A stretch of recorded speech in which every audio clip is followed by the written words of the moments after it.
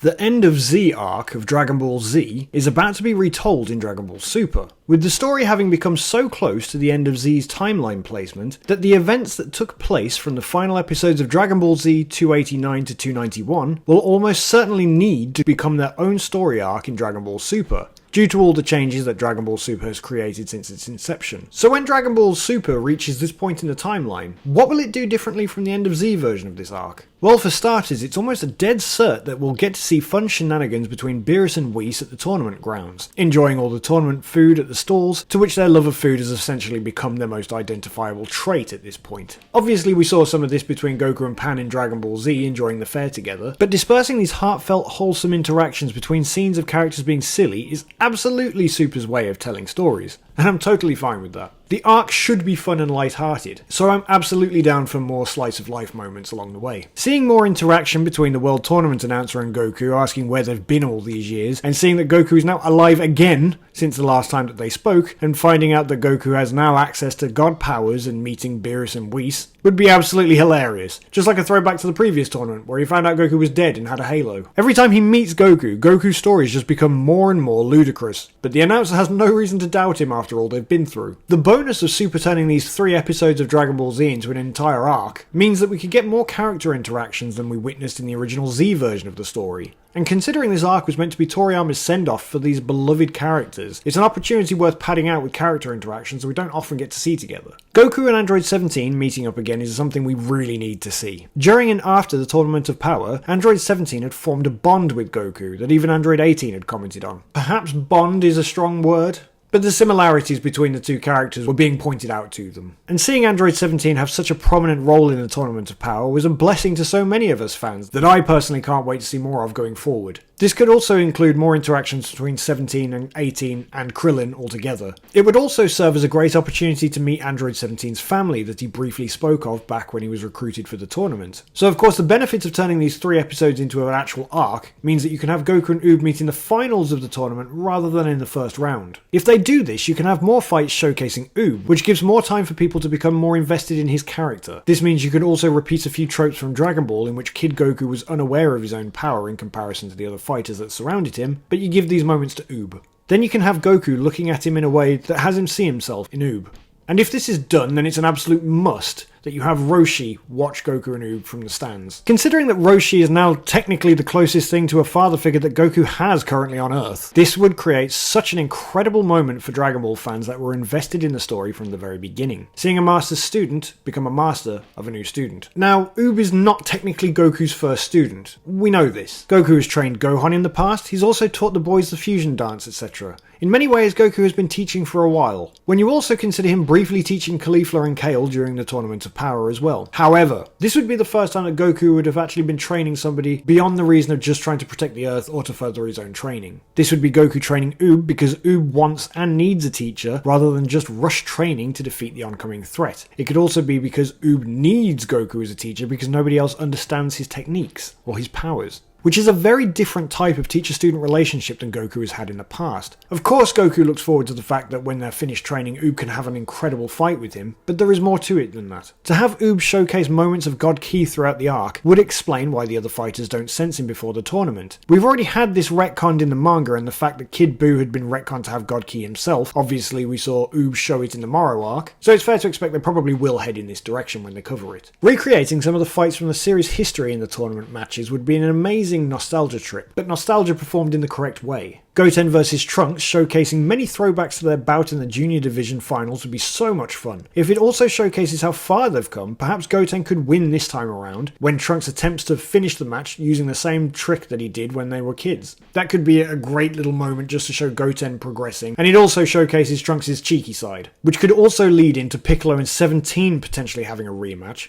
but now on friendly terms, which would be a great throwback as well, especially given the fact that their original fight didn't produce a winner, because it was interrupted by Imperfect Cell. This provides nostalgia in the correct way because it's making you think of the journey that the characters went on over all the years. After all, this was the ending of Dragon Ball Z, so it really should be filled with nostalgia and wholesome moments. But where possible, it should also make you look to the future of the series. Dragon Ball Super at its core relies heavily on people's nostalgia for Dragon Ball as a whole, and this sort of story, expanding on the last few episodes of Dragon Ball Z, but fleshing it out and slipping in some new characters here and there, maybe some reintroduced characters like Android 17, and perhaps repurposing old characters like Buller, for example, would be a great thing to do with this arc. This would be important to do because Dragon Ball's ending kind of squeezed in a few extra characters that didn't really have any intended direction. Dragon Ball Z's ending was done in a way for the most part just to wrap up the story, but also to leave it open-ended enough for Toei to continue with Dragon Ball GT. The issue with Z's ending like this is that certain characters introduced in Z's ending, such as Buller, weren't necessarily intended to have their futures planned out for story purposes. So Buller was there, but more of a way to try and show that Vegeta had settled down and become a family man. Her character was really nothing more unique than that. However, with Dragon Ball now intending to surpass and go forward past the end of Z, it becomes important to plan out a little more where these characters are headed. So now, maybe use Buller in a different way.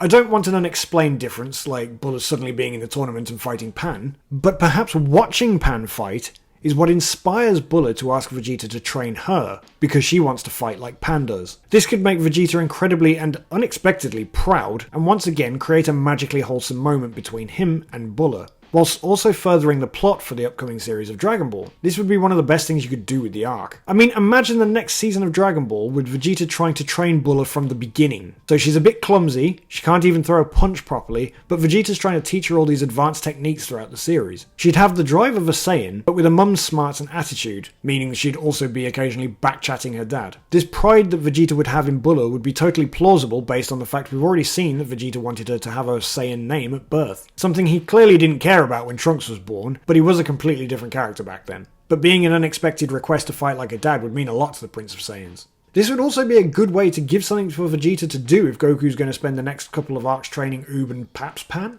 I think we can pretty safely say that Nekomajin's probably not coming back though. Something else worth planting the seeds for in this arc is using it as a way to further showcase that Pan has been trained by Piccolo, because this would further future story possibilities of Goku's student versus Piccolo's student.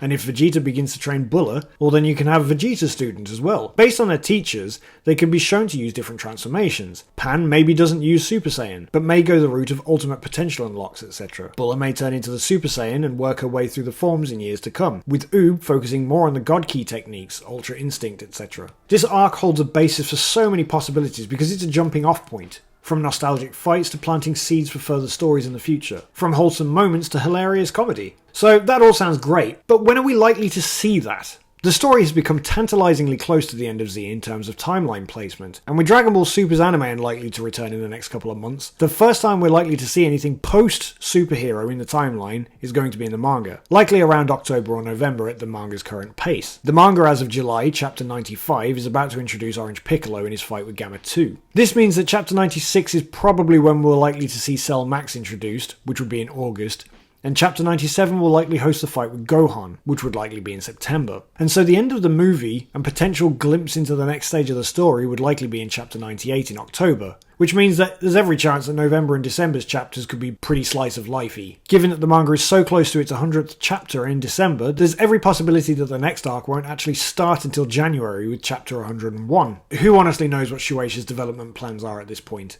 So now that the timeline is so close to the end of Z, it's pretty soon they'll be forced to cover these events. Some people seem to be under the impression that the end of Z is no longer canon to Dragon Ball Super, and whilst in some ways that might seem logical due to some timeline conflicts, the story in Super has been constantly pointing towards the end of Z being canon to Dragon Ball Super. And by this I mean Super introduced Buller when it needed to in order to not conflict with Vegeta's family shown at the end of Z. Goten, Trunks and Maron have all been grown up to look like their end of Z counterparts now, even keeping the same hairstyles, etc. The anime had a scene with Goku and Dende discussing a boy in a village who is not yet ready to help them in the Tournament of Power, but would one day require a teacher like Goku, as he is the reincarnation of Boo. This of course is Uub, and once again setting up the end of Z. The Moro arc of the manga also did this once more in a more direct way, having Uub be forced to give energy to Goku in order to help defeat Moro. These are clear indications that the end of Z is still canon to Dragon Ball Super, however, they may retell it in a different way. But the events at the end of Z until it's covered are still the intended canon direction of Dragon Ball Super.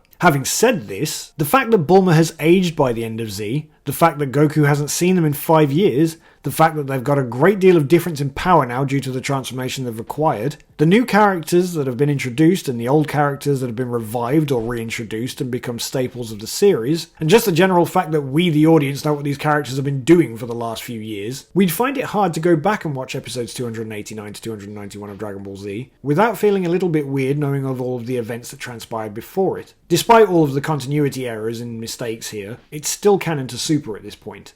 This basically means that at some point in the near future, due to the fact that they've done another time skip recently in order to get to Superhero, that we're going to overtake the end of Z in timeline placement. It's postulated that the next arc of the manga will feature the Black Frieza arc, although at this point in time it's still unclear whether the anime will cover the Moro Granola and Black Frieza arcs at all, or whether this is simply the manga heading in its own direction yet incorporating the new additions to the anime story into its own canon. It's potentially easier to think of the anime as being the basis for the story, and the manga is adapting the anime, rather than the other way around, like you would expect in a traditional series. So just as how most anime arcs feature filler arcs whilst the manga is in development, it could be more like the manga is featuring filler arcs whilst content for the anime is in development. So this takes us to the fact that the likely next thing we'll see for Dragon Ball in animated form will be the retelling of the end of Z. Would you like to see these events transpire, or have you got any of your own ideas that you think would fit well into the end of Z that they should do in a retelling? Or do you think they'll simply skip the end of Z and just move into the GT portion of the story? That doesn't mean that they're going to cover the same things that they did in GT, but just move into that time placement.